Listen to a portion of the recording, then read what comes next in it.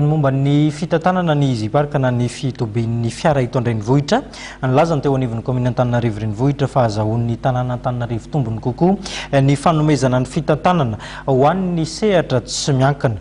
Ina ny katonan'ny orinasa Ambatovy afaka herinandro eo anatrehan'ny fampiarana ilay etra ACD izay tsy tokony hiatra amin'izy ireo akory.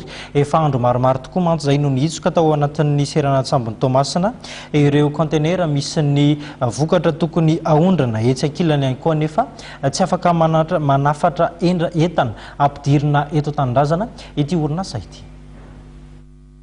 Araka ny fantatra dia naharay taratasy fampahafantarana ny fampiantona ny kontiny orinasa avy amin'ny vatany ny rahan'ny mpiasana Ambatovy teo aloha ny banky sasany eto amintsika. Voalazan'ireo tompon'andraikitry ny orinasa Ambatovy izay niona tamin'ny mpampalala vaovao ny maraina teo fa vao nahazo onitra avo dia avo vokatry ny didina voakan'ny mpisara iray izany mpiasa teo aloha izany.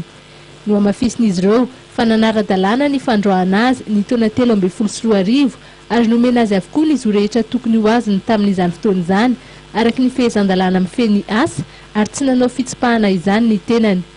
Notorian'io mpiasa io teny anivon'ny fitsarana momba ny ady madio no ny fandroahana tsy mitombina Ambatovy ary nangataka onitra 2,3 tapitrisa ariary izy noho izany.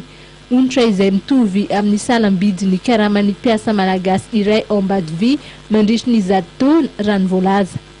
Lavina Ambatovy ny mahatomombana ny atota taratasy nampiasan'ilay mpiasa teo aloha mba hiken'ny fitsarana ny fangatahany ary nametraka fitoriana noho ny fampiasana osika Ambatovy. Nandresy hatrany ilay mpiasa tamin'ireo raharaha roa ireo ary namoaka didy ny fanomezana azy onitra 7,90 sy 500 tapitrisa ariary ny fitsarana momba ny ady madio ary nandidy any Ambatovy ny andoha 7,20 tapitrisa ariary avy hatrany.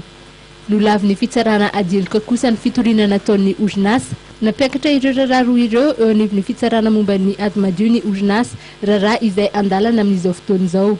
Ny fitoriana napetraka teo anivon'ny fitsarana adieloka kosa dia no lavina. Ny orinasa Ambatovy dia milaza fa vonona ny hitondra ireo raharaha ireo eo anatrehan'ny fitsarana tampony eny hatramin'ny fanelanelanana iraisam-pirenena raha ilaina izany.